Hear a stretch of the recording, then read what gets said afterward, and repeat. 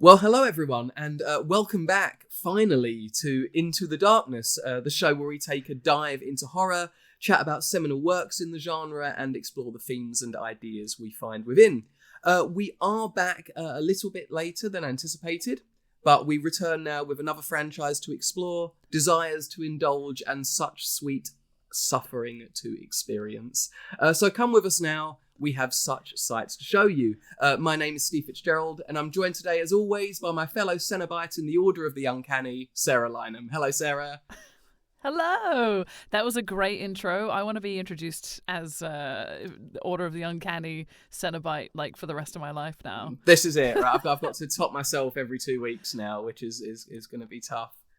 Yeah. How you doing? I look forward to however many episodes that we have for Hellraiser. How many is it? 11? Oh, if only I'd counted before this had started. So that would have been an excellent idea. That's my shot in the dark. I think it's 11. It's 11 movies, which we may or may not translate into 11 episodes. So we will see. How we get on with that. So spoilers. I hope.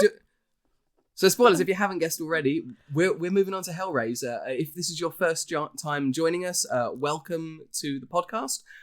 We recently finished a run-through of all the films in the Child's Play and Chucky franchise, and we've got some other episodes around some sort of singular films as well, so go back and check those out if you want to.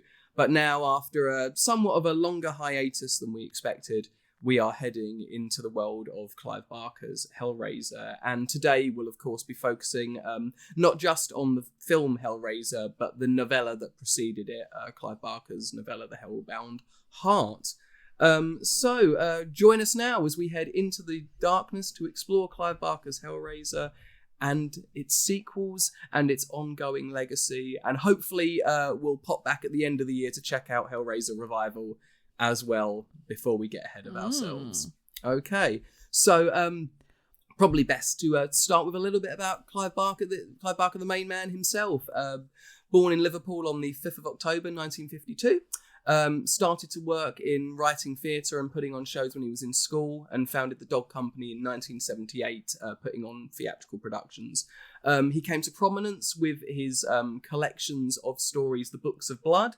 They're short story collections, there's 6 of them, and there's the really famous quote about the Books of Blood from a little known horror author you might have heard of, called Stephen King, who he's written a couple of things. He'll get his due someday, and the quote is, "I've seen the future of horror, and his name is Clive Barker," which is about as big a praise as you could ever hope for. Yeah, before we head off into Hellraiser, had you heard of any of the other sort of stories by Clive, or any of his novels, or anything like that? No. Books of Blood is such a cool name for a collection of books as well. Yeah. That's sick. I didn't even know that the Hellraiser film was based on a novella beforehand. Mm-hmm. So this is all very exciting to hear about, and I'm like, okay, so when I start getting really excited about the world of Hellraiser and Clive Barker, I'll be like, cool, we've got loads of stuff that we can delve into later, and little side quests for me, as it were. This is it, I was the same actually when I first saw Hellraiser. I knew about Clive because I'd actually read some of the short stories from the Books of Blood, but I somehow, because I again saw it probably younger than would be advisable, I wasn't aware that it was based on a novella. But the Books of Blood's an interesting one for me because I found my dad had a copy of the first 3 volumes. They're released more commonly now in 2 sets, volumes 1 to 3 and volumes 4 to 6. As they would do, I guess that makes sense. And I remember reading, sort of picking some at random and reading them through. And there's a story in them in the first volume called "In the Hills, in the Cities," and it's the first time that I actually read any sort of literature that dealt with a gay couple in it, and it felt really I was quite surprised. I this was my first encounter with any form of writing that had characters like that in it, and it was really exciting and really thrilling. And that story is such a strange folk horror. I can't really talk about it without spoiling it, but I reread it this afternoon, and it's still really bizarre and well worth a read. Clive also wrote, he's written tons of really, really fab novels. The Damnation Game, The Great and Secret Show, Weave World. A book of his I really love, Cold Heart Canyon, which is this incredibly erotic, horror ghost story set within celebrity and Hollywood, which I think is one of his lesser known works, and I really think it's worth checking out. Clive released the Books of Blood. I think the Damnation game came next, and then the novella, The Hellbound Heart. So let's talk a little bit about it, because as we just said, both of us the same. We saw the film before we read the novella, but we've both read it now.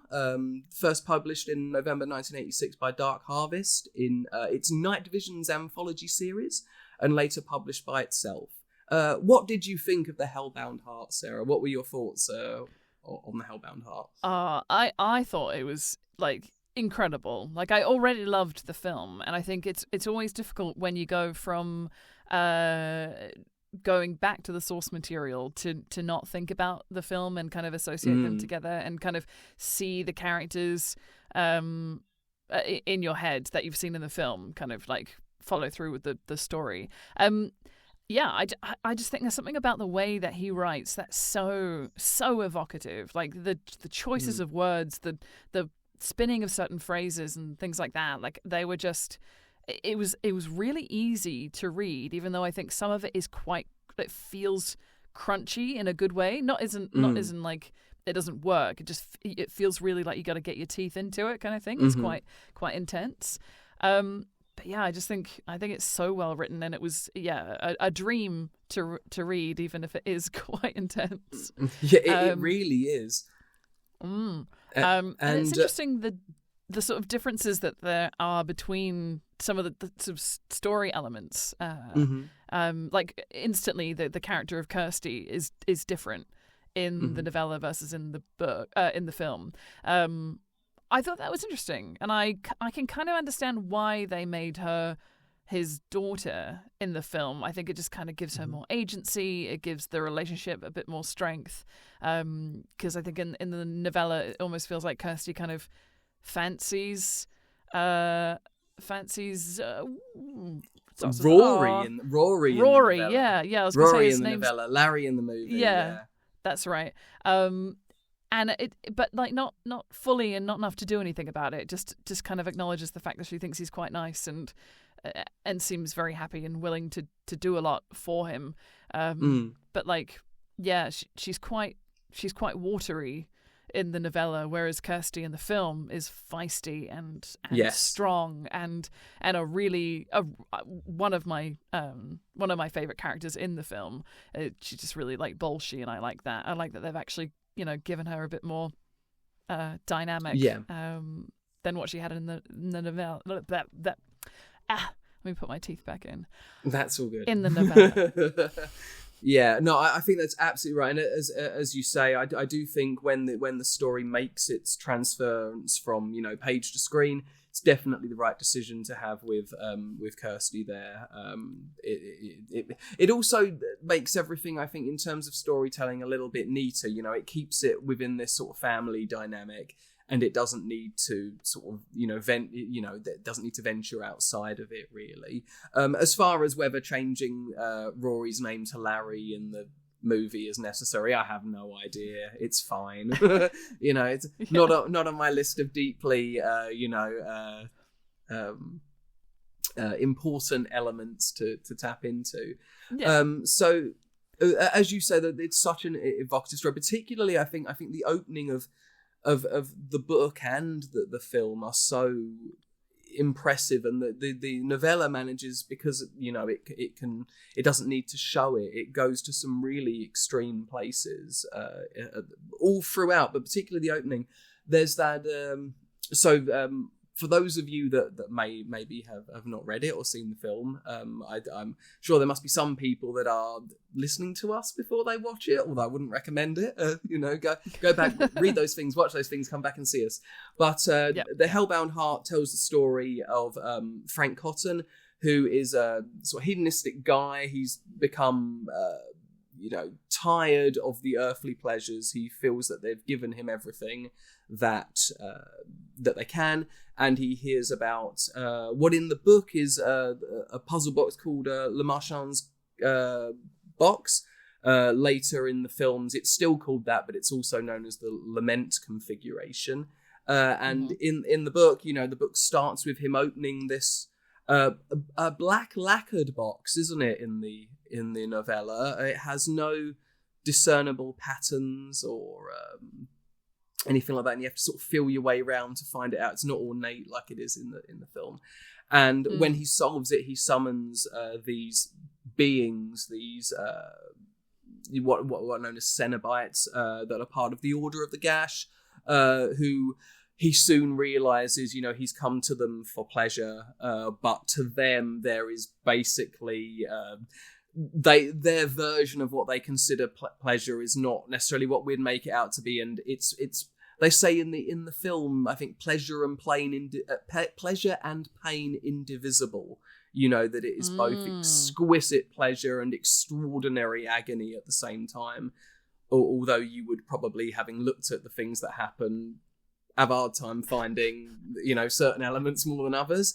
And then the rest of the novella deals with, as you say, Frank's brother Rory, his wife Julia, who move into the home where Frank is taken by the Cenobites after an accident where Larry's hand is... Rory, later Larry, now Rory. Rory's hand is cut, the blood is spilled. Frank is brought back in a way, but he's very much a shadow of himself. And Julia, who had an affair with Frank, decides to help him regenerate by bringing him victims to bring himself back so they can be together. And that's sort of a fairly good rough rundown of what the novella's about, I think. Yeah, definitely. Yeah, and the film, incidentally. yeah, which has done an awful lot for us in runtime. Yeah, so in the novella. Thanks for listening, everyone. No. Yeah, see you later. We'll see you next week for the next one. And Rory's friend Kirsty eventually, finds out what's going on, confronts Frank, takes the box. The Cenobites appear, and we are led to a climactic encounter where Frank is both very literally and in every other way torn apart and taken back with them. So having seen the film first, when you'd finished the book and obviously loved it, I completely agree with you, incredibly evocative piece. Did it feel more shocking than the film did? Or was it? I think some of the imagery that the novella conjures up, especially in that opening section, is just like, I think it goes further than what the film achieves sometimes. I think this whole kind of concept of Frank almost kind of like recollecting everything in his life. There's almost kind of like, your life flashes before your eyes before you die, sort of almost like, or DMT flooding into your brain kind of concept of like, what the end would be like. And he kind of reminisces about everything, and he goes through like a plethora of emotions and feelings. And only by the end of that, they're like, oh, you're done with the dream section. Great. Now, yeah. And I think he thinks, well, that's done. And the Cenobites are like, no, we've only just begun. But that whole section, I felt like I don't feel like there was a feeling similar to that in the film for me, because I remember reading through this and just going, I can't believe that this is what I'm reading, but it is exactly what I imagine they're trying to imply in the film. Yeah. But I think being able to achieve it would be really tricky, especially through a film medium, and maybe also because of the era that it came out in. It might have been difficult to give that same feeling or like represent that in the same way. I just that whole first section of the book. I mean, several sections, but I do think there's something very special about the opening sequence and him talking through what he was feeling and his like various relationships throughout his life and how they were affecting him, having seeing them again, or almost like reliving them again. But in this way where everything is more sensitive, it's almost like all of his senses have become fine-tuned to a degree that is excruciating and capable of dealing with. And as you say, when it reaches this culmination of this inward experience, one of the Cenobites is still there with him, and as you say, that's like the amuse-bouche. There's that bit done. Now we can start doing stuff to your body, and there's an image from the start that, from when I first read it, has never left me, which is the sort of weird sadness of that moment where he's left.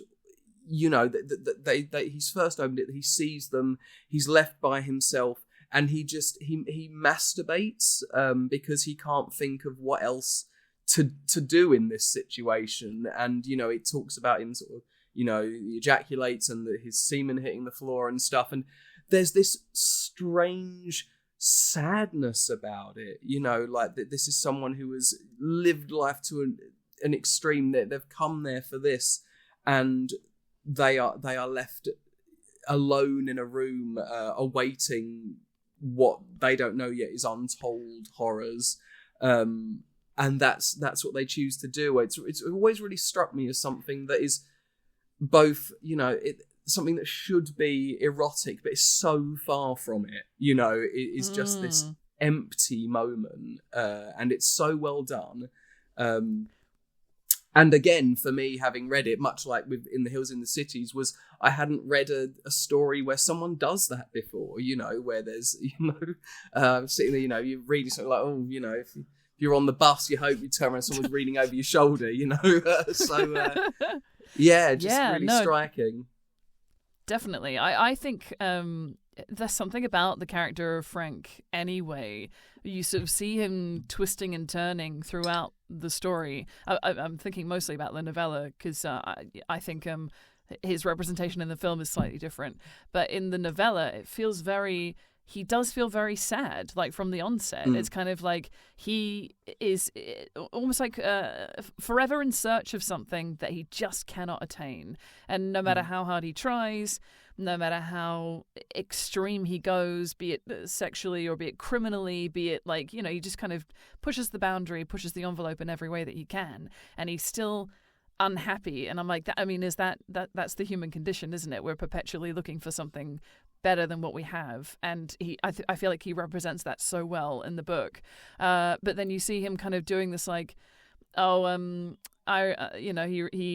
recalls Julia at one point, and he says, I would never have stayed with her even if she left Rory, because I'd be done and I'd be bored with her by the time when their relationship split. It wouldn't have that forbidden element to it, so I wouldn't feel the same way. But then he sort of changes. There's a later moment in the novella where he says, actually, no, I feel like that's what I need. Maybe I wouldn't have felt so desperate. Maybe I would have, maybe my life could have been different. And he's grasping, he's a really sad character who's constantly grasping. Yeah, definitely. Grasping for something. It's like he doesn't know how to properly feel what he's feeling. It's like nothing is fulfilling enough, which that must be a pretty hard life to live, and no wonder he went seeking outrageous, well, in his mind, pleasures.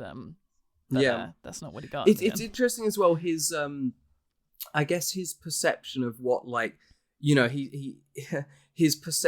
he thinks these sort of like extraordinary pleasures will be. Because correct me, but it's just sort of when he explains maybe what he's looking for, it basically comes down to like more nudity, more sex, but more, and it's such a, you sort of get when the Cenobites arrive and they're like, your scope is so limited, like this is pathetic, to quote the movie later, we have such sights to show you,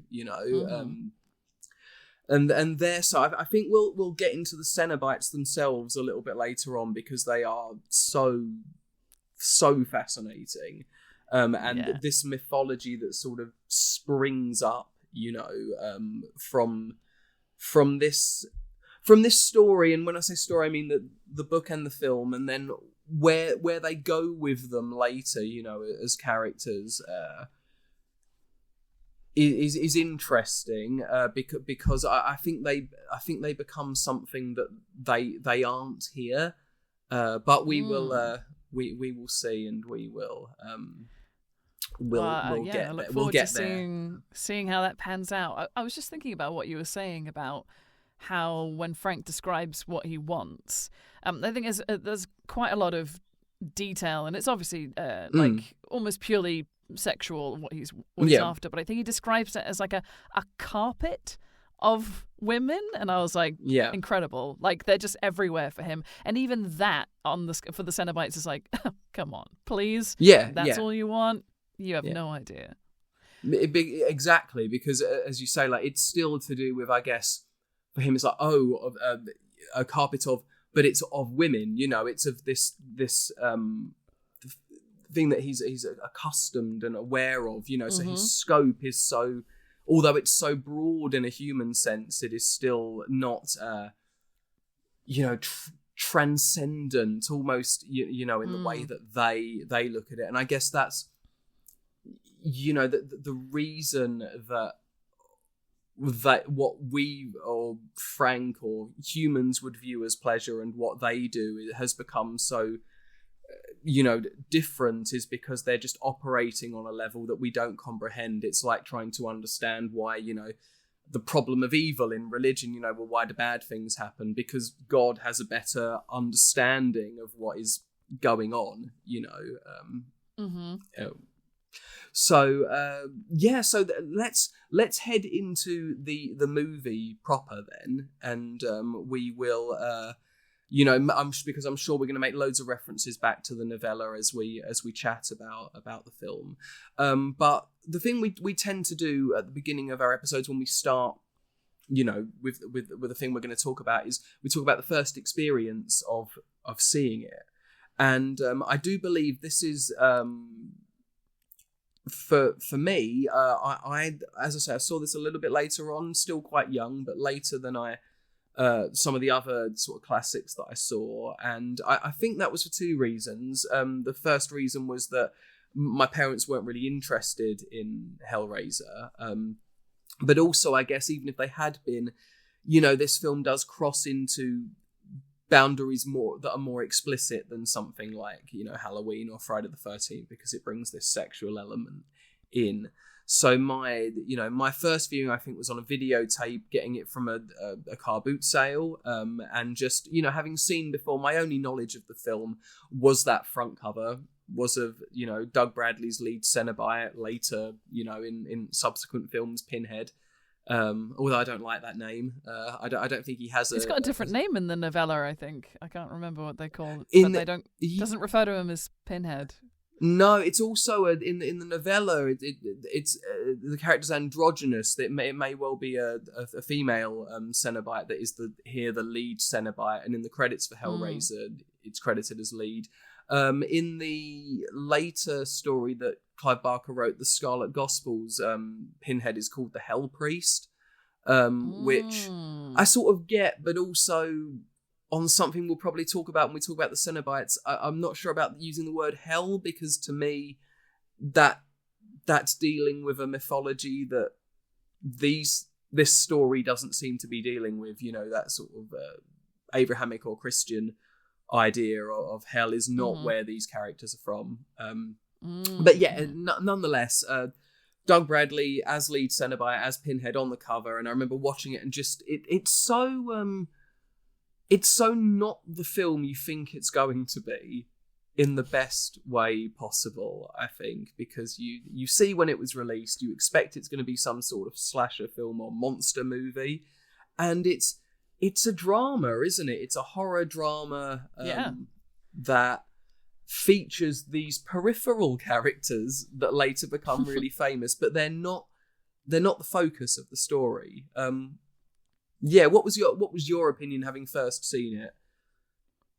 Yeah, I was trying to remember exactly when I did see it, but I know it was in the last 10 years. So I actually know because I'm glad that you know. I looked up because we saw Hellraiser together, the four of us, so myself and Sarah and our husbands, Paul and Connor. We saw Hellraiser at a double bill with The Exorcist at the BFI, and I looked up the date for us on Halloween 2017. Oh, that's great. 2017. I was just right that it was within 10 years. I was like, it's in the last 10 years. I know that. Only just. And it was part of its 30th anniversary. So we watched the Exorcist director's cut and then the 30th anniversary screening of Hellraiser. Oh yeah, I knew that we went to the cinema to see it, which I think I've been very lucky in that, having on the one hand unlucky, I suppose, having not necessarily grown up with these films. But on the other hand, nowadays we do get the chance to go into an actual cinema to see these things, because A, I'm old enough, and B, people are still excited by horror as a genre, and these things stand the test of time. So we want to see them on the big screen, and I think it just makes it more special. Although, that being said, last week and this week when I watched it at home, it's still, I don't know, there's something about the film that kind of makes my stomach turn in a way that not slashers don't necessarily do that for me. I love a slasher, don't get me wrong, I do. I just think that they don't elicit such a physical response for me. I just go, yay, that was fun, I had a great time. Whereas this, I don't know, there's something really unnerving and really it makes my stomach turn, and it makes me feel really unsettled, and I love that. I love being affected in that way by film, and it was absolutely. It's incredible, isn't it? It's so it holds up really well, and I totally agree with what you're saying, that it feels like it's going to be a slasher, especially because the start is quite graphic, and then we move into this kind of is this going to be slice of life? Is this going to be more let's say how these people are living their lives? And it's really interesting that the elements of horror in it give way to some more of this drama and this almost the interpersonal stuff, as opposed to showing less graphic things, which is why I think when I read the novella I was like, oh my goodness, this is really intense and really explicit, whereas I feel like the film allows your mind to wander as to what those things are and where they're going and what it means for these people. So I think it's really interesting how they've adapted it. I love them both. Yeah, I mean, I love the use of slice of life that you say there. It really is, because they're in a lot of ways it's a domestic drama as well, isn't it? It's a love triangle story. It's a crime story in its way as well, but it is of course first and foremost, it all comes back to this strange supernatural horror that's going on, and how the sort of pursuit for the ultimate thrill tears people apart, I guess, for want of it. Any there is no better phrase for it. When you say it makes your stomach turn at times, I agree. There's actually there's a particular moment, and it's going to sound really daft when I say it in a moment, as to which bit now when I watch it, it doesn't make me sort of recoil, but it used to a lot.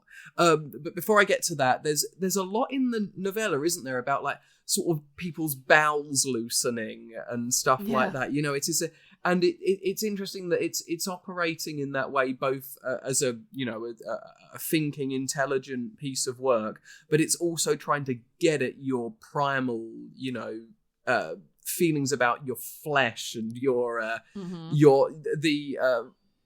volatileness, or the how easily we are injured. It's no lie that when you see hooks go into skin in this film, they glide through them. We are just sort of putty that is there to be sort of rearranged by the Cenobites and their order. So yeah.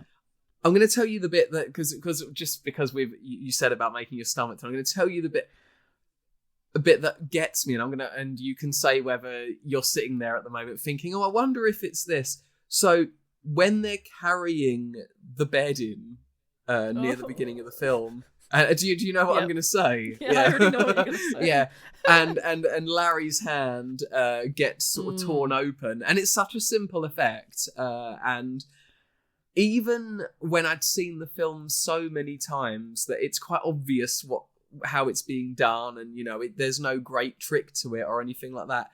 It's a relatable injury, isn't it? You could imagine it happening to you, and it's always made me sort of want to get away from it. Really, did that? I'm assuming that moment felt the same to you. Oh, definitely. There are several moments in the film that make my stomach do flips, but like that in particular, and the sort of the lead up to it as well. Now, having seen it, I'm like, oh no, I know what happens next. Oh god, yeah. It's stubbing your toe. It's like slamming your hand in a car door. Like everyone knows what that feeling is like. So you're like, yeah, I know exactly what that would be like, and it is. And also, I think it's the reaction that Larry has as well. Like he's like, oh, I'm going to pass out. I can't deal with all the blood, and he's just sort of like, there with his hand, and I'm like, no, God, stop! Like, it's... yeah, definitely. I remember being in. I worked in a kitchen for a while, and I was up in the prep room, and I was up there with this guy. I can't remember in particular what we were, prepping, but his knife slipped, and just sort of here he sort of opened it wasn't a cut, it was more of a flap, he sort of opened the flap where it sort of folded out, and he was stood under the tap, I don't even know if that's a good idea really, but he was stood under the tap probably trying to rinse it out, and I was sort of trying to help and sort of trying to assess him, and you could see the colour sort of fade out of him as he was looking at the fact he could see inside his hand, and it brought to mind Larry saying, I'm going to pass out, and Julia going, you're not going to pass out, and it really, it's such a relatable injury, and for those of us that maybe don't particularly like seeing our blood absolutely pouring out of us, it's a pretty realistic, visceral response, isn't it?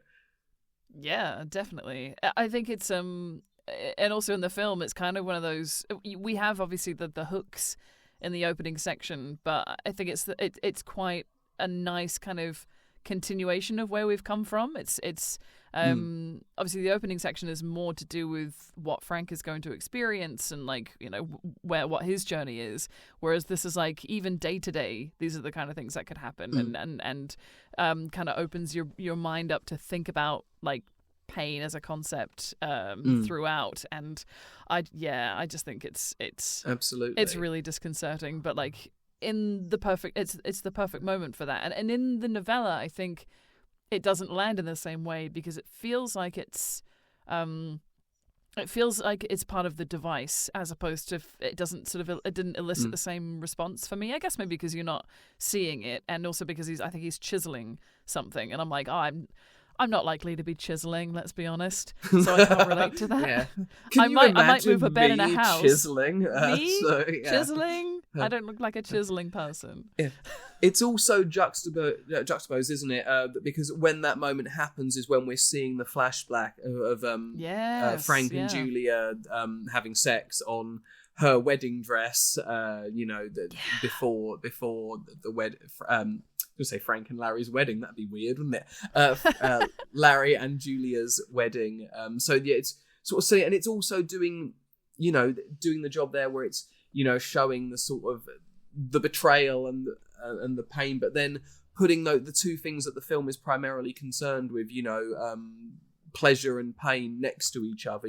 This exquisite sort of orgasmic encounter between Frank and Julia, this carnal moment, and poor old Larry, and it is poor old Larry. He doesn't, he might not be the most exciting guy, but he doesn't deserve anything that happens to him in this film. And poor old Larry is by himself, getting penetrated in a different way by So yeah, it's a brilliant moment, but it's always been for all the terrible things that happen and all the gruesome awfulness of it, it's always been the moment I've recoiled from a little bit. Yeah, definitely. And like even the special effects are pretty great, because it's only sort of it's quite a fleeting moment, the actual action of the sort of tearing, but like it's still really good. And then sort of you get quite soon after that, you get the section where Frank is starting to kind of come back, glorious, and that is exceptionally good. And again, my stomach is already kind of like in knots at this point, and I don't know what it is about these sort of like it looks kind of plasticky or waxy or something like that, kind of like reconstituting, because it's like they've done a reverse of like a melting kind of scenario. It got me in the Chucky franchise as well, but like these things always make me feel a bit weird. I'm like, it just feels, it doesn't look natural, but I understand what they're doing, and I think because I'm clearly just very invested in what's happening in the story, but like I just think it just really it does something to me that I kind of can't really pinpoint what it is. Maybe it is just it's just really unnerving and strange, but incredible to watch. Like, and even though I've seen it a number of times now, like it's still very affecting. Yeah, it is. I mean, I think they actually. So yeah, let's do a little bit of on that note. I think they actually, when they watched, I think the film was quite a long way to being completed at this point. And I know that when they watched the film and thought, "Oh, this is really good. It's really, really good. What's happening here?" They did give some extra money for that sequence to be, realized more.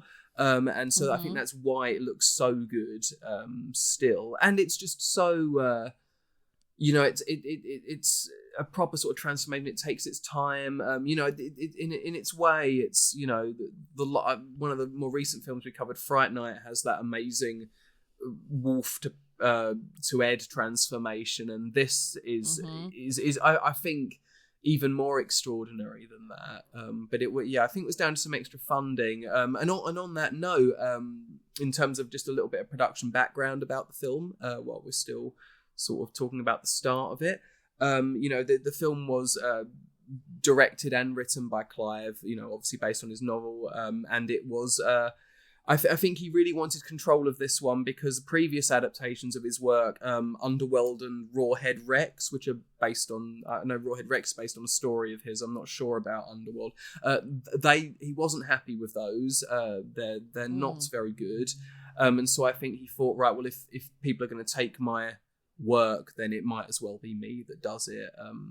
He said that he was very inexperienced, didn't really know what he was doing with the cameras or anything like that. I think there's a quote, and I'm going to paraphrase here, but he said, if you showed me a 10 or, I don't know the difference between a 10 or 15 millimeter lens, and if you showed me a pile of spaghetti and told me it was a lens, I'd probably believe you. It's something along those lines. But he said that everyone on the film really rallied around him. They all really believed in the project. They sort of tolerated his lack of knowledge because he made up for it so much in his realization of the world and his enthusiasm.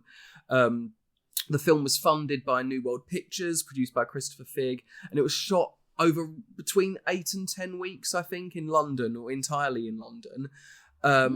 And what's interesting about that, I think, is when the production company sort of decided it would be better if the film wasn't sort of set in the UK, they sort of overdub some of the characters, but equally they don't really put it in a place, I don't feel like. So it's set in this weird limbo of probably England, I mean, is that something that, I guess, having watched it, a couple of times recently, what's your sense of sort of setting with Hellraiser? Does it, because to me it does, even though they've made these changes to make it a bit more ambiguous, it's a very British film, I think. At least that's how it comes across to me. I agree. I think there are two giveaways. One, in the novella, I think there's like a mention of them. people can move around the world. I know this is a true thing that people can do. But Julia, one of the people that she encounters in one of the bars, is from Newcastle. And I was like, I know that there's more than one Newcastle, but I'm pretty sure we are all talking about the same Newcastle in the UK. And then in the film, when they first move into the house, I think Larry says something like "back on your home turf" or "back in your neck of the woods" or something like that. And he's obviously got an American accent, and Julia has a British accent. So I instantly went, "Oh, we're in the UK somewhere." So but I do think it has a feeling of being British, both like the house and the way the house looks. And I think even when we're sort of in town as well, there's just it's a sort of feeling, I think, more than anything else. Even though it doesn't explicitly say we're in London or we're in the UK, wherever we are. I guess I sort of understand what they were going for. You know, the company, they wanted it to be sort of more as commercial as possible. You know, so more, and you know, I guess they felt that more people would, you know, relate to an American setting, but I don't think it really matters. As you say, like a lot of the short stories from the Books of Blood are set, and the novella obviously is set in the UK. I don't think it would have hurt it if they'd just gone, this is, you know, we're in northwest London, deal with it, you know. But there we are, really. So let's talk a little bit about each of the characters, maybe. I think because they're you know, there's a lot of interesting stuff to say about all of them, and I think really there's a character that we've not spoken about enough yet, who I think is such a sort of pivotal part of the film, and really going forward from the film, you know, such a sort of focal point. So let's as I don't think we've spoken about her enough yet, let's talk about Julia. Let's talk about Julia Cotton, played here by the astounding Claire Higgins, who is such a legend and has such a prolific career on stage and on screen. But she brings an element of such a sophisticated performance to the film. She's got such a striking look in the film, so iconic, and really, along with Frank, ignoring what the poster and the box art say, is the main focus of the sort of the bad stuff that happens in the film. You know, the two of them, the Cenobites, are not in and of themselves doing bad things. You know, they just turn up when you want them to. You know, they are at the they're what would you say, sort of neutral in regards of good to evil, I think. But Frank and they're Julia just responding here, to an invitation. That's all they're doing. Yeah, they're showing up because we were like, hey, we invited you. Yeah, it's just they're polite if nothing else, but you know, the situation between Frank and Julia is where the sort of most of the drama and the horror come from, and I just think she's wonderful in this. Gives an extraordinary performance, so captivating, so grounded. What are your thoughts about Claire Higgins? Yeah, absolutely, 100% agree. She is just striking in the film from every angle. Like she looks incredible, and I think I can't imagine what the casting process would have been like, having read the sort of the way that Julia is described in the book as the sort of like effortlessly beautiful, the type of person who would, you know, you'd basically do anything for them, and they even when they're upset, they look like, I can't remember the actual phrase, but something like, I don't know, like beautiful even when upset. Like I think it's like terrifyingly beautiful, something like that. Which I'm like, I mean, outrageous. But then Claire Higgins comes along and I go, yeah, that's it. She's done it.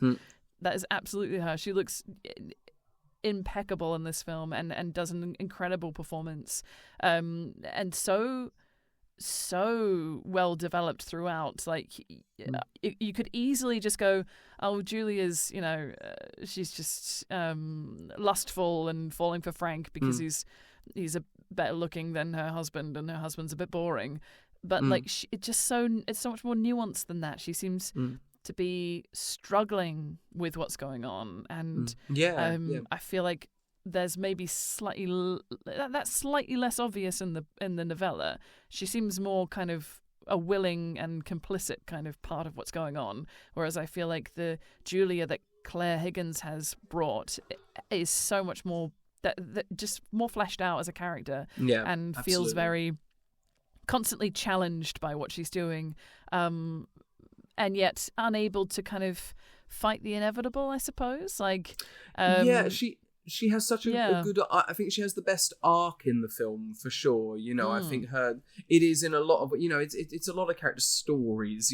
This film. I don't think it's a one-hander in any sense, but I think she has the most interesting journey in the story, and was sort of envisioned from after this to be sort of the main antagonist of the franchise. That isn't necessarily what happens, but I know that she was considered such an interesting character, and she's given such a great performance. There's so much you could do with her, and I do think as terrible as as what she does is, she manages to ground it the whole time, where you're never just like, she's never that sort of one-dimensioned character that you just hate. As you say, you sort of think that she traps herself in this dream of something better, even if it's something maybe as shallow as, oh, he's a good fuck, like if it's something, but does that not in some way show the sort of desperateness of the character? In fact, funny sort of production story there is that I think one of the working titles for Hellraiser was like Sadomasochist from Hell or Sadomasochist from Beyond the Grave, but apparently at one of the sort of meetings, this very sort of proper lady, they were talking about titles for the film, and she said, what about How Far a Woman Will Go for a Good Fuck? And I thought that, and it sort of took everyone aback and was really funny. And I do think, obviously that's just a joke and would never have been considered. And it does sort of reduce the material a bit, but what a line, what a legendary story to have from the production of the film, I can imagine that as the tagline underneath. Yeah. Now. Yeah, so you got Frankenstein or the modern Prometheus, and Hellraiser or How Far a Woman Will Go for a Good Fuck. Yeah, so... Yeah, exactly. No lies were told in the subtitle of this movie. No, exactly. So yeah, Julia's there, and she's Claire Higgins is so good as her.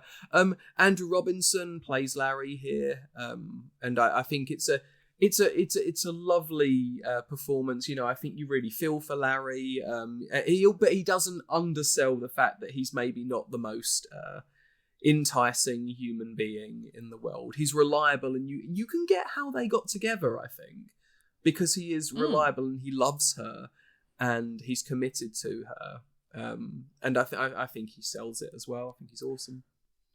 Yeah, I think so too. And he gets the every actor's dream of getting to pretend to be somebody, get their character gets to be somebody else at the end. So he's he gets the 2-for-1, which is, I mean, that must be so satisfying, because he plays a sort of, relatively, ineffectual, but nice enough, doesn't really understand why Julia doesn't like him, kind of, chap. And then, at the end, he gets to be the one that she does actually want to be with. But,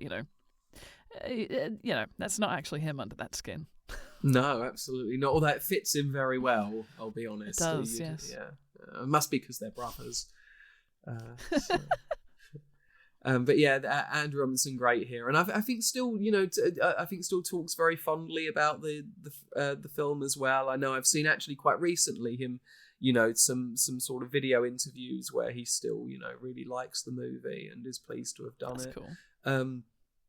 Sean Chapman here as Frank Cotton, who it's not his voice though; he's overdubbed. Really? He's dubbed it, yeah, and I had it I've got it in my notes somewhere as to the name of the actor who plays does his voice, but I can't see it offhand. I'll find it in a little bit. But yeah, Sean Chapman is Frank, but only as Frank with skin on. Skinless Frank is by a performer Oliver Smith. So it takes a lot of work to bring Frank to life. Yeah.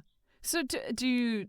I don't know if you know why that was the case. I Why think they it was. overdubbed I it? think it might have been, and I've not actually done any research into this, but I think it might have been that whole, the want of the placing of the story, and maybe he had a Sure. really strong British accent or something like that, and they decided they didn't Oh. want to do that. I think that might well be the reason, but Sean Chapman is here as the skin, no, not skin, I was going to say skin doesn't mean he had skin, but that means as Frank with skin, and Yep. it may not be his voice, but he looks the part, doesn't he? I mean, Yeah. he's he knows what he's doing. He knows he's got one of those sort of white vests on and whatnot. He's not messing about. And he does. He Yeah, sort of does emanate that sort of hunky, Totally. run away with me, leave all these others appeal. And Yeah, definitely.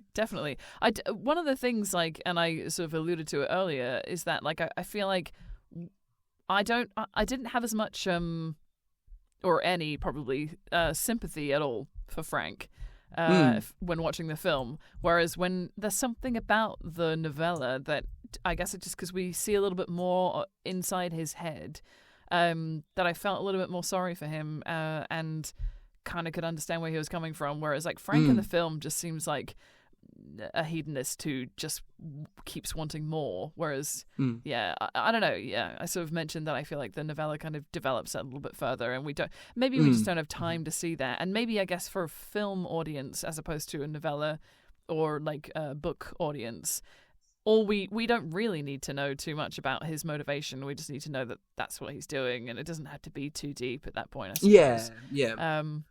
Yeah, I think there's enough sort of character work in the film that I guess more of it would have been, because they probably want to keep the runtime to a very respectable. I think it's 95 minutes, Hellraiser, which is a perfect runtime for a film. This the voice of Frank was provided by Bob Sessions.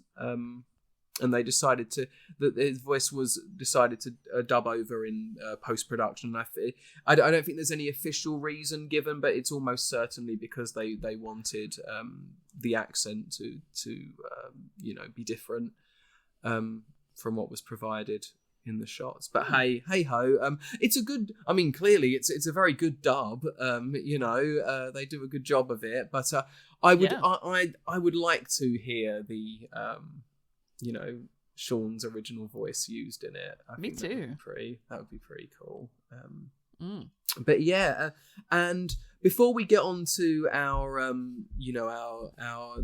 I guess, for want of a better word, our final girl of the film, although that I'm not sure whether that. I think that's an appropriate label. Maybe I think so. I think it works. I mean, it's not a slasher movie, but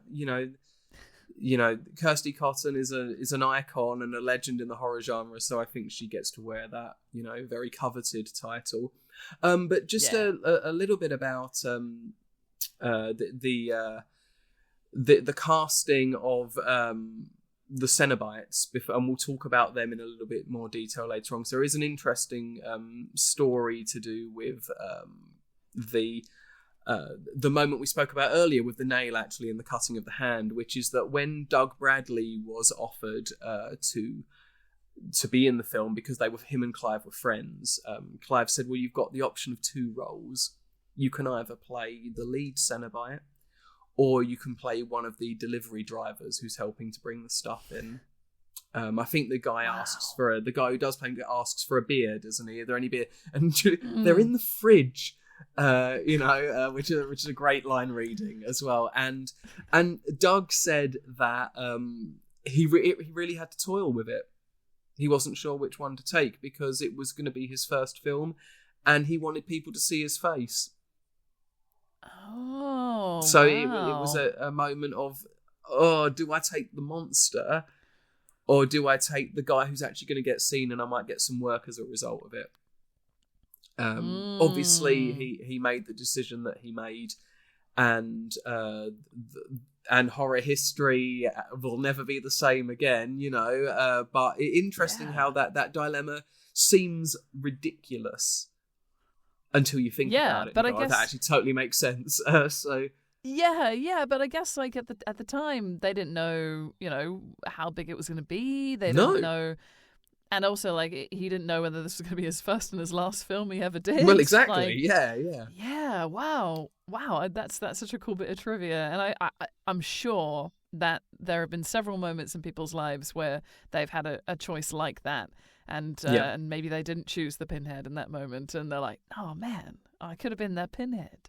Yeah, I wonder if there are other stories like that.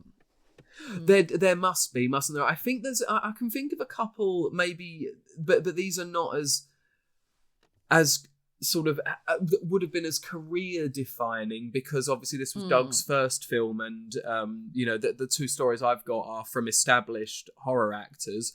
But I think that Christopher Lee didn't want to play Loomis in Halloween. He turned that down, and I think Vincent Price was offered. I think he was offered Peter Vincent in Fright Night, and he decided he didn't want to do it as well. And I don't think those were. I don't think that the people that took those roles in the end could have been. I think they were the perfect choices. Roddy McDowall and Roddy McDowall. What am I talking about? And Donald Pleasance in Halloween. I think that they're both fantastic. But interesting stories nonetheless, that these icons could have played these other iconic roles. But they got enough iconic roles, it's okay. Yeah, exactly. Yeah. So, we'll talk a little bit more about the other actors for the Cenobites really soon, because I think we definitely are getting to a point where we should talk about the Cenobites. But first, let's talk about Ashley Lawrence as Kirsty Cotton here, which again is a really young performer, really early role, and she totally commits to it and gives a really earnest, impassioned performance here. And, she really shines in the film amongst some other really, really, fantastic actors. Yeah, she's brilliant. I said it before, I just think that it's just nice to have the character of Kirsty having a little more agency and being a little more involved in the story. And I think it really worked. And Ashley Lawrence is great in it, and has this like fun like naivety to her, but like without kind of being a pushover, which is really nice. Like she finds her own strength very quickly. She seems very just really well put together for someone who is I'm presuming a child of the divorce, because I'm pretty sure Julia's not her mum. Although that's never really discussed, it just kind of is kind of implied. It's sort of a given, isn't it? I think. Yeah. And she has a lot of really interesting kind of interactions with, with the Cenobites and with I'm sure we're going to get to this eventually, but this character who's at the pet shop, who comes in and eats the little locusts or whatever they are, and then is there at the very end, and I'm like, that's not in the novella. So do you want to talk about that a little bit later on, or do you want to talk about it a little bit I'm happy to talk about that later. We can talk about so remind me more. Once we do the Cenobites, we're gonna go into that character, because I sort of think I think I know who that is, and they are kind of they are in the novella, sorry, but it's done in a different way, and I think, and I'm not sure whether I think this because I just think it, or whether it's because it's sort of been elaborated on later. So if I'm right, it's because other people have been clever and elaborated, and if I'm wrong, it's entirely my own fault. Okay, but we will get onto that. But yes. Kirsty Cotton, a good character, another character that has a cool arc in it, has really takes control of the situation, apart from this sort of boyfriend character that she kind of has in the story, but is no discredit to the performer, is kind of this he's not very exciting side character, maybe not the most well-rounded written character in the story. No. But apart from him sort of turning up at the end, there's still none of this the guy is coming in to save the day. She's still very much, even when he arrives, she's rescuing both of them really, and she's the one that defeats the Cenobites, as it were, or at least sends them back. And she goes for a really traumatic, you sort of think of, if you put this experience that she has into a really literal sense, it's an awful thing that happens to her. She ends up, not just the encounter with Frank earlier, but then seeing her uncle wear her dad's skin at the end of the movie. It's just it's out there, isn't it? Yeah, she definitely goes through a lot, and she seems relatively put together at the end still. Although I guess, maybe credits roll and then she just crumbles, would be fair enough. I feel like maybe what I like about the character, as opposed to the one in the novella, or the way that they've developed Kirsty into the actual film, is that she seems like she's not afraid to get what she wants, and not in a kind of like constantly chasing kind of way that Frank does, and not in a hiding and kind of secretly looking for stuff way that Julia does. Like it feels like she kind of owns the way that she feels about things. And I think that's what I quite like about her, is that even like, we see that I think she says something like, "Oh, Julia's a prude. She's frigid," or something like that. And her boyfriend's like, "Oh, are you like that?" She's like, "No, I'm not. And she's, she feels like she doesn't have anything to prove. She feels like she's not like, I just feel like she's just feels very comfortable in her own skin, whereas I don't feel like that for Julia and Frank, and it feels like they're kind of perpetually seeking something else. Whereas Kirsty's like, you know what, actually, I'm good. I'm independent. I'm strong, and I don't need to worry about summoning Cenobites. Although it does happen by accident. That's a real shame. We've all been there, haven't that's we? A real Who hasn't shame. been, you find a puzzle box, you open it up, before you know it, you've got to send someone back with them before you're tortured for all it. I mean, if I had a pound. So I read those T's and C's every time. Maybe I'd see, don't open the puzzle box. You'll bring in the Cenobites. Yeah, this is it. I mean, maybe that would be, if it were a more modern appliance. Imagine if the Lament configuration was like an iPhone. Maybe in a lot of ways it is. But, imagine, you'd never open it because you spend so long scrolling through the bit at the beginning, like, oh, yeah, taken to an alternate dimension, pleasure and pain indivisible, suffer for all it's, you'd never get through it. No, you wouldn't.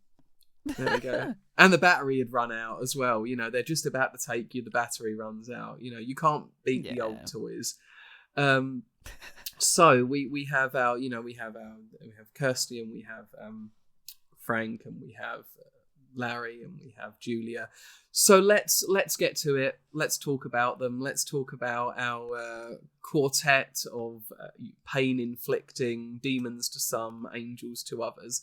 Let's talk about the Cenobites, which are here portrayed by. There's four of them in the novella as well, isn't there? I think. So apparently there are 5 that exist. The engineer will show up when he needs to, I think is what they say in the novella. Yep, that's it. And we have here, they're not given names in the novella, but here in the credits to Hellraiser, we have the lead Cenobite played by Doug Bradley, later known as the Pinhead character. Chattering Cenobite, Chatterer, played by Nicholas Vince. Butterball Cenobite, played by Simon Bamford, and the female Cenobite here is played by Grace Kirby. And in the obviously, as we don't get an image, we only get the description in the novella, that there is something more outlandish in the novella, maybe, something so almost I love that there's the reference of the fact that they're sort of through all of this, and you get this actually with the ones in the film as well, that they've sort of like powdered themselves down after committing these acts to themselves. and that they smell of vanilla. It says in the novella, which is a really cool detail, because you imagine like that rot smells sweet anyway, and the way they they choose a sickly sweet smell to sort of accompany them, but I love this idea of them having a scent which is familiar, in the same way that I like the offerings for them in the novel are like doves' heads and bottles of piss and stuff like that, they're like proper sort of ritualistic offerings for them.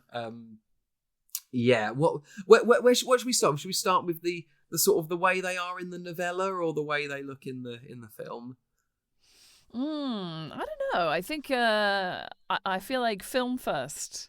Film first. We've been doing okay. novella first so far. Let's do film first. Let's do film first. So I think that apparently, when Clive first saw them, when they first walked them onto set, it wasn't an instant sort of like, oh my God, that's amazing. I think he actually found it a little bit amusing, maybe, that maybe them just sort of walking in and being in those costumes just feels so, but maybe it's because of the extremity of how it looks. I don't know whether you get, I know that some of the influence for the design was sort of, S&M wear and leather gear and stuff, and I think that that's way more prevalent in the film than it is in the novella. In the novella, you almost get a sense that if they're wearing anything at all, it's sort of like sewn into their bodies and stuff. I think there's almost an element of like, I don't know,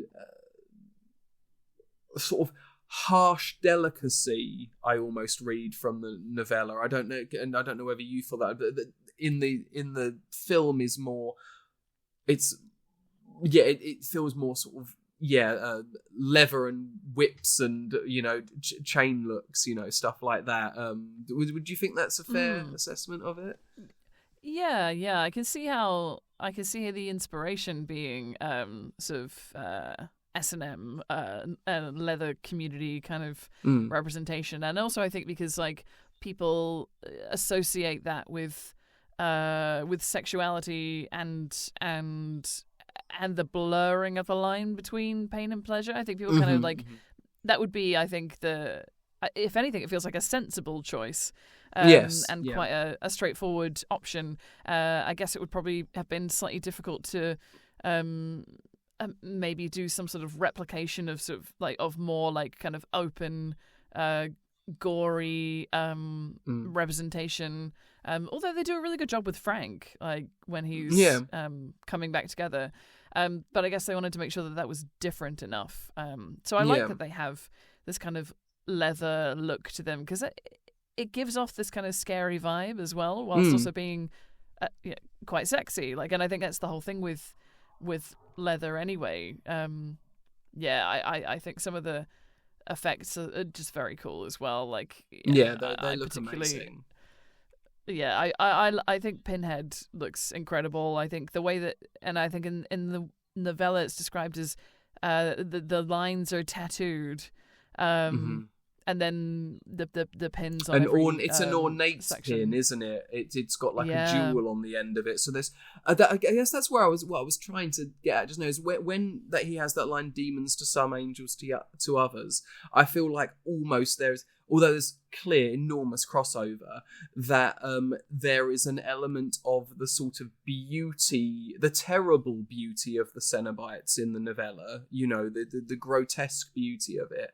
And, you get that, maybe that's the angels, demons some angels to others, and then over in the film, you still have that, because there is something, there's not something unbeautiful about that level of extremity. It's not what people necessarily immediately go to when they consider something to be beautiful. But there are people in sort of body modification communities, and stuff like that, where they have undertaken quite extreme procedures on themselves to make themselves feel more like themselves, more comfortable in their own skin.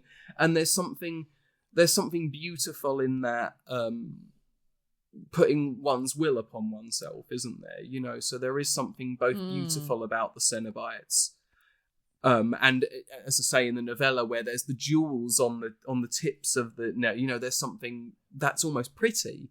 juxtaposed with the extreme torment inflicted on their flesh. And, with particularly, Pinhead and female Cenobite, it's extreme on them, but when you see the Butterball and the Chatterer Cenobite, the Chatterer has almost been worked where the face doesn't look like a person anymore.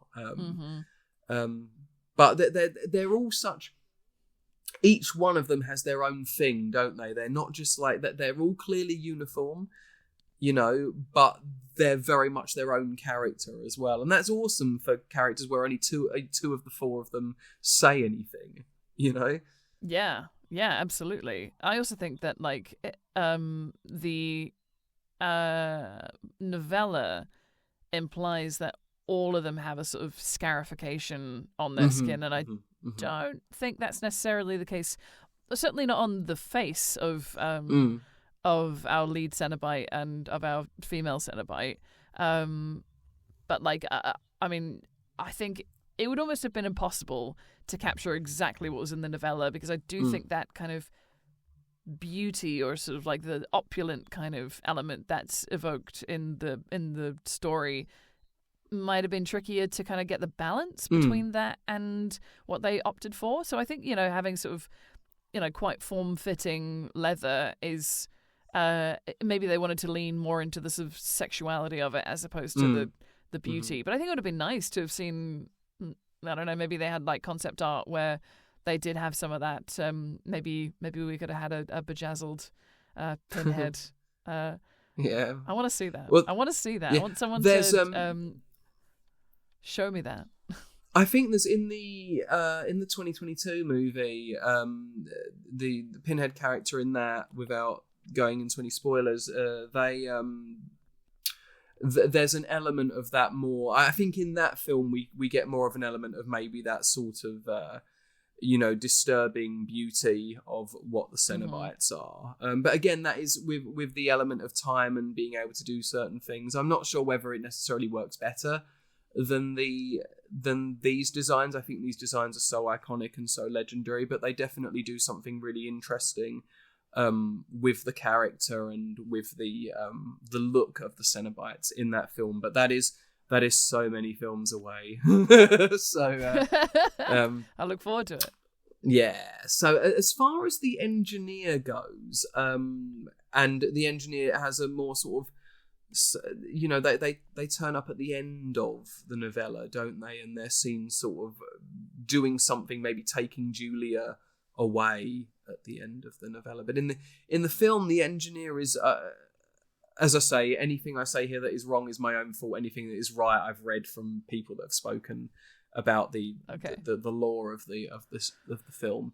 But I think the engineer is the creature in the hallway that you see may be the engineer, but equally the man who eats the bugs and then walks into fire at the end of the film, becomes sort of a flying demon and flies away, could be considered to be the engineer as well, because it is sort of leaving the puzzle box to be discovered again and found. So I think at the very least one of those two things is true, and maybe both of them are. But it's an odd addition, isn't it? The sort of the guy that's following Kirsty around, because it's not there in the novella.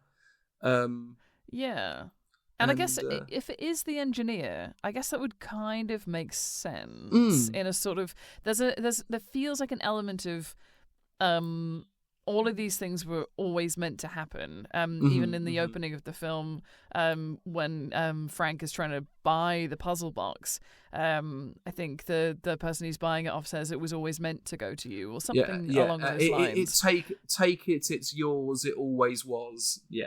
Yeah, exactly that. So it feels like so much of what's happening was always going to happen, and there's a sense of kind of fate and inevitability to it. And so maybe if that is the engineer, maybe it's sort of a foreshadowing to the fact that we are eventually going to have Kirsty encounter the Cenobites. Almost like the engineer is like, I already know what's happening, so I don't need to be there for the first meeting, because he's already figured it all out and is maybe a part of the engineering of the fate element of what's happening. I don't know. Yeah, it's interesting the element of fate in the point. film. Yeah, I think that's really interesting because it's not it's not something I'd really. I think it's so clearly said from the start. You know, it's yours. It always was. Maybe there's because and yeah, you can look at that as either you can look at it as fate, or the fact that people that have this certain dissatisfaction with flesh, or you know, that they will eventually seek out these devices because Le Machin's box is not necessarily the only configuration that is capable of doing of summoning these beings, or any beings really. In fact, that there's a really sad moment at the end of the novella where Kirsty's sort of thinking about that because she's pushed past by the engineer and then she realizes that he's given her the puzzle box. And doesn't she say something along the lines of like, Rory is probably somewhere else in his own heaven or paradise, but it would require finding the right device to find him. It's something like that at the end. And that does actually tie into something else, but that will be more relevant next episode. So probably best just to not. So, okay. But yeah, the Cenobites are just. I think one of the most fascinating creations in the history of the horror genre. I think they have so much unlimited potential as characters, and it is that utilized properly in the sequels? Well, we'll talk about that, but I feel like there is potential that I think may finally be really, really found in the upcoming Hellraiser revival game, where you know that they are characters that we're going to see. It does appear we're going to see quite a bit of. They have an agenda. They have something they want, and when they're being spoken about by the creators of the game, they talk about not just the Cenobites but the Order of the Gash. They talk about the mythology of these beings and what that can sort of mean for them, and I think that's really exciting, and it's interesting to see what they do with them as we move forward, for better and for worse, really. Yeah, I'm really looking forward to it. I know a couple of people who are involved in the development of the game, and I know that they're seeking to not pull punches in terms of the way that the story is being told, and that's obviously very exciting. I guess we'll see what happens when it comes to being rated, and hoping everything that creatively gets put into the game does stay in the game, and we can play it in full. We'll see, I suppose. Yeah, I think the game has been seen by the American ratings board. Is it ESRB? Is it they're called in the States that do the games? I think they've had no problems with it. But we'll see what particular platforms and what censor boards across the world think of it. But this is storytelling that should cross boundaries. Hellraiser is a transgressive story. Its very nature and its themes are about transgression. So it will be nice to see that element of things maybe a little bit more used and realized than in not all of, but some of the sequels that come later on. Let's talk about what I did want to talk about before we is the music in Hellraiser, because I think this is an extraordinary gothic, grandiose score by Christopher Young, and I think it's really one of those scores where when you hear it, you're immediately transported to the feeling of the film.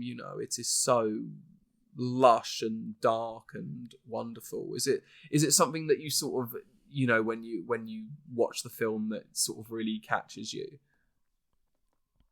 I think, and this is going to sound really bad, I don't think it actually registered for me as much as some other music does. Maybe in a good way, though. Maybe it's so immersed in representing what's happening that I was like, obviously, this is what we're doing. If you were to say, hum for me the Hellraiser theme, I'd be like, I don't think I could do that. I'm sorry. Yeah, fair enough. But I don't think that's in no way am I saying that that's a bad thing. I think the best situations with scores, if they don't have like an iconic hook in them that people pick up on, if as long as it's not like, oh, why do they have that there? Like I never had any moments where I was like, oh, that feels like a strange choice musically. If anything, it's so perfectly married in that I didn't even it didn't even register for me, which is outrageous.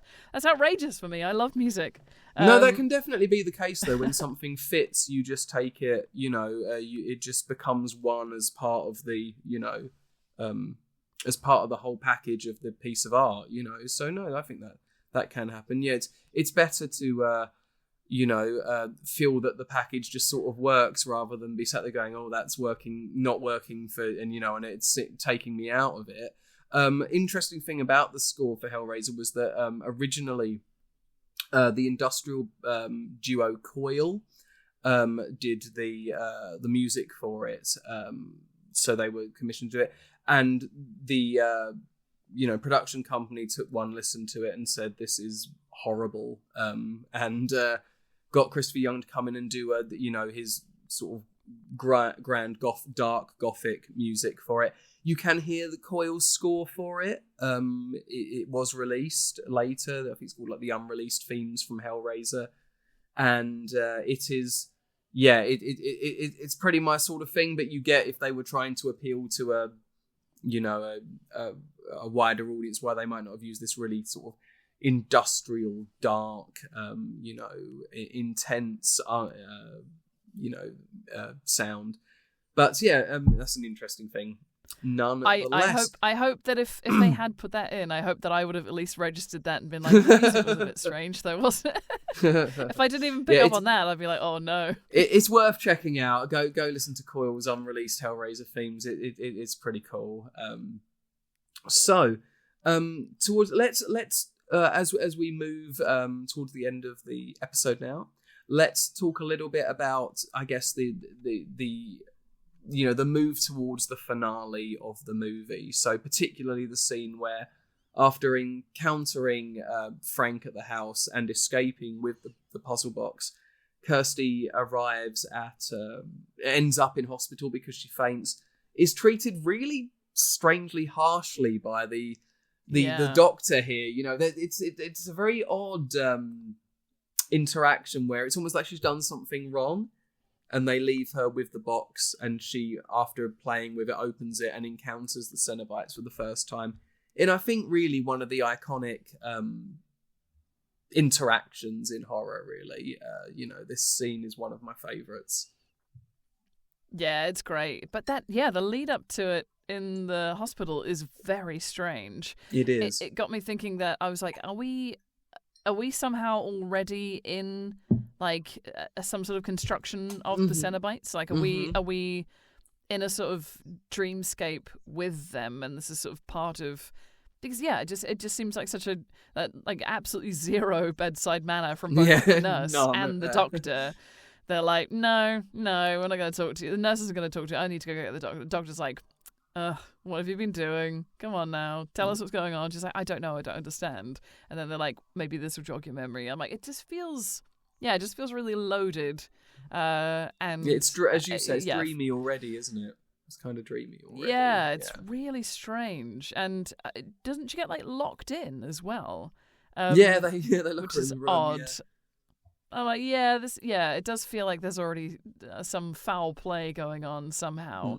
Maybe part of the engineer's plan. Maybe he's set this all up. Maybe that's the guy from the pet shop is also the doctor is also. We're getting to the point where we're going to have like a sort of one of the dog endings from Silent Hill where you go through a door and there's a dog's been controlling all the switches all the time.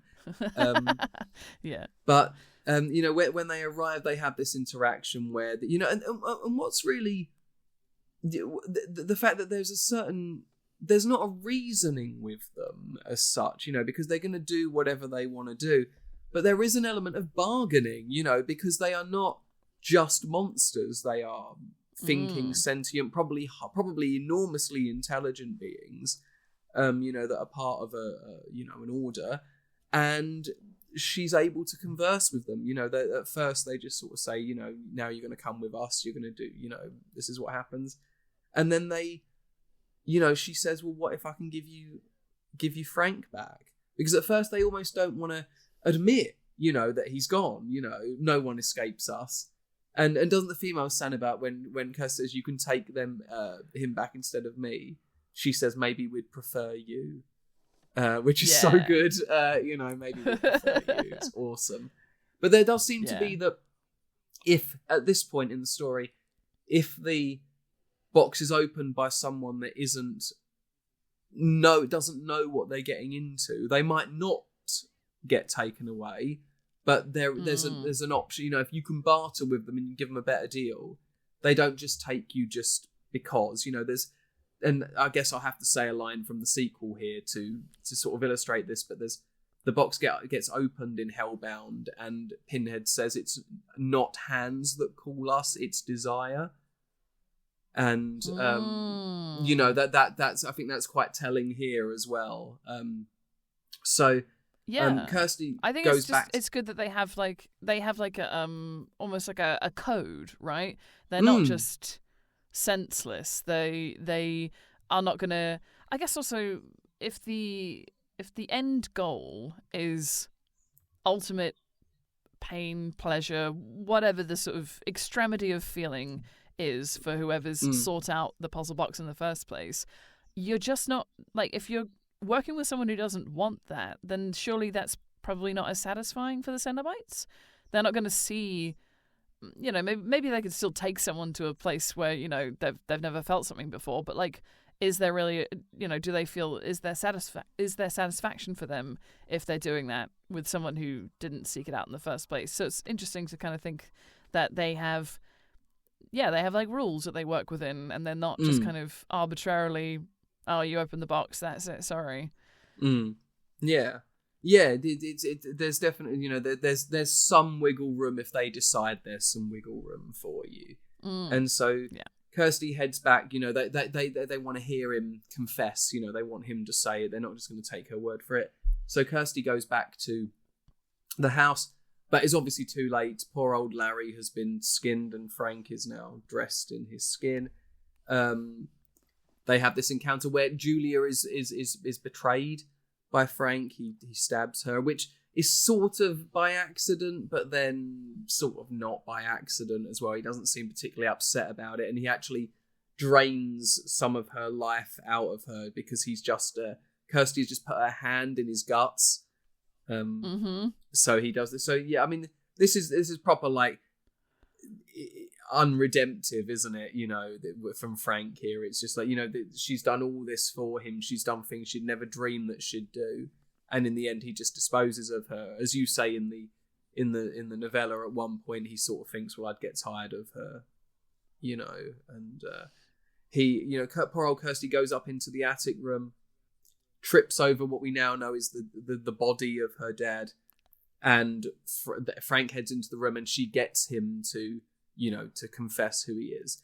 And we have, the Cenobites arrive, and they do what they do best. They sort of punish him for getting away, and we get what I believe is an ad lib. I think where the chains are, they pull him, and he's, he does that tongue lick across, which is so good because it's so messed up, and it's so perfectly illustrates that, perverse sexual, the fact that he's, basically like just been stretched in every, and part of him by this point is enjoying it, and he says the line "Jesus wept," which I think is an ad lib, and whether it is or it isn't is just mic drop, isn't it, really, before he gets absolutely torn to shreds. Yeah, there's so many incredible, like, line deliveries throughout this film, and this one is great, isn't it? Like you say, especially with that sort of creepy little like licking of the like face.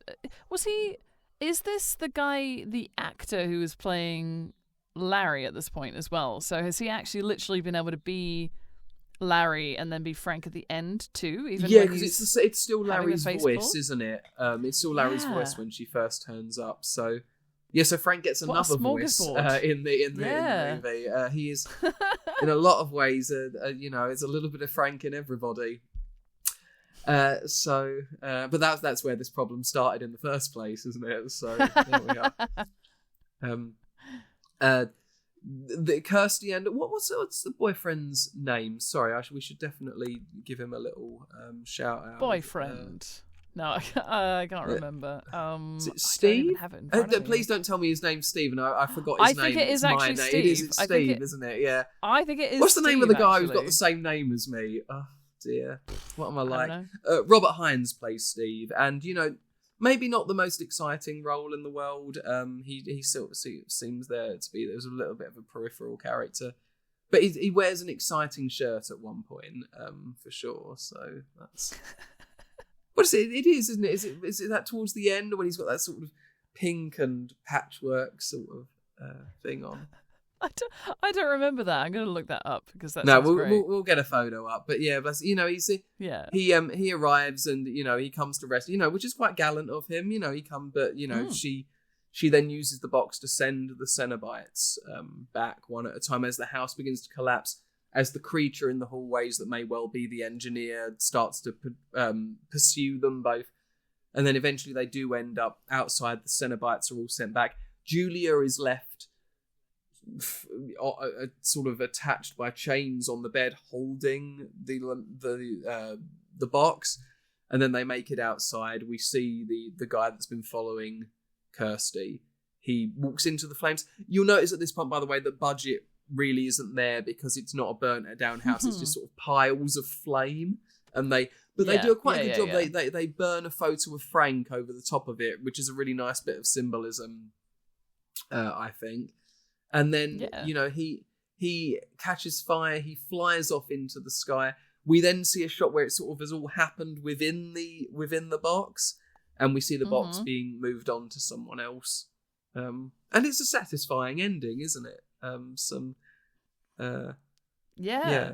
a very sort of this is one section of the story kind of way, and we're bookended by this character who has the box and is selling it over a tea in a shop somewhere, and it's just going to go to the next person who's seeking what the box has.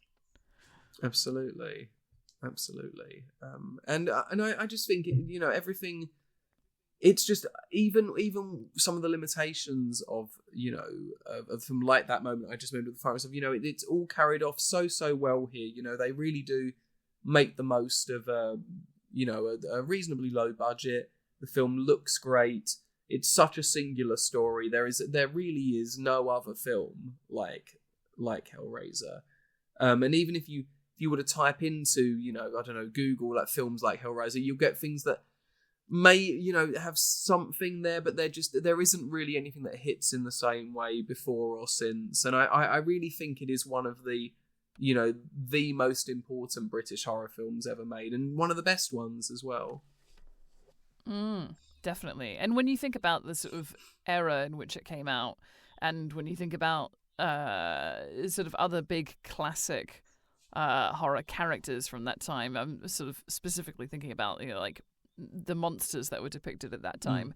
It's so different than that, isn't it? Even though like the genre feels like it is kind of born of the same mindset, but like there's something way more sophisticated and it just feels like monsters ? When you think about the Cenobites. Like they're not just inherently bad. They have something more to them, a sort of, in a way. I mean, we've already kind of spoken about it, but like that, they kind of want to help somebody reach the potential that they are seeking. Well, the baddies are the humans in this story, aren't they? You know, Yeah. the Cenobites are, you know, that they are involved because the box is used. But yeah, I think it's really interesting because I think what you said about where it comes in time frame is really interesting because, as you say, it wasn't the thing that was being made at the time at all, and it is both something really new and goes further than a lot of stuff has already, but it's also more of a gothic horror film than what was happening at the time. So it's doing the best of everything. It's paying, you know, tribute to what has come before in previous decades, not the one that it's in, but then going, but we're going to take this further than anyone has taken it, and we're going to start exploring new realms of pain and pleasure, and you know, this, yeah, it just comes at the right time. And it's iconic. I think it's you know, it really is. It stands against, you know, along with all of those classics from that time period, but manages to be completely distinct from basically all of them. Hellraiser is released on the 10th of September 1987. Has its first public showing at the Prince Charles Cinema, which is super cool because we love the Prince Charles. And came out a little bit later it came out about a week later in the States, I think. And the rest is history. You know, it does well, it gets good notices. And I think its reputation has just got better and better over time. A sequel was very quickly brought into, greenlit. And, you know, I think there's so much potential for where the story can go at this point. And that is to be, of course, discovered as the months go on now. Exciting. There we go. And I think that brings us to the end of our chat about Hellraiser. Thank you very much, Sarah. Thank you.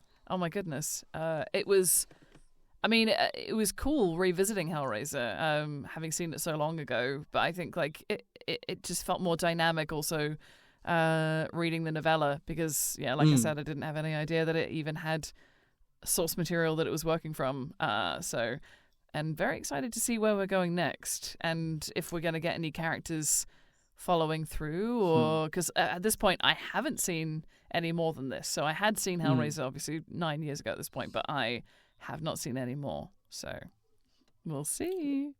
Yeah, well, let's find out. We will be back in 2 weeks' time with our episode on Hellbound, Hellraiser 2, and that's going to be a really interesting chat. It definitely goes right. So the sequel's got to be bigger. It's got to be, you know, and it goes to some really interesting, really, really great places. So that's next time. Thank you all for joining us. We're so pleased to be back. I hope you've enjoyed the episode. Join us again in a couple of weeks, and I will sign over to Sarah now, who will give you all of the details about who we are and what we're doing, and I will see you next time. Thanks for joining us. Yes, thank you so much for joining us, everybody, and it's great to be back, as Steve has already said. No doubt if you're listening to this, you're probably tuning in on YouTube or Spotify, or you might be listening on our website, uncannycollective.co.uk. If you're looking for us on Spotify or wherever you get your podcasts, you can listen to the audio version, and that is if you search for The Darkness Between Us, which is our podcast, and then search for the episodes of Into the Darkness from there. But yeah, like I say, you can watch on our website, or you can watch the video version on YouTube. You can find us on Instagram at uncanny_collective, or our Instagram handles are also underneath our videos. At the bottom of the videos here. I gesture because I can't remember if it's left or right. Oh no, I didn't mean to knock that. This way or this way. But yeah, reach out to us. We'd love to hear what you think of the episode so far, what you've liked in the past. Let us know what you're listening to, what you're watching, what you're playing, what you're excited for in the horror world that is coming up, because, you know, we're very, very lucky that a lot of cool stuff not only has come out, you know, in May and June, but we have some stuff coming forward, which is very, very exciting. It's been lovely. I look forward to Hellraiser 2. Is that what it's called? No, it's probably got a different name. Hellbound Hellraiser 2. Yes. Hellbound Hellraiser 2. Next. Yes, and then, in 2 weeks' time. Yes, and then we have Hellraiser 3 Hell on Earth, and then I think they stop having numbers after that. So okay, cool. No. Amazing. Thanks so much, everyone. Bye.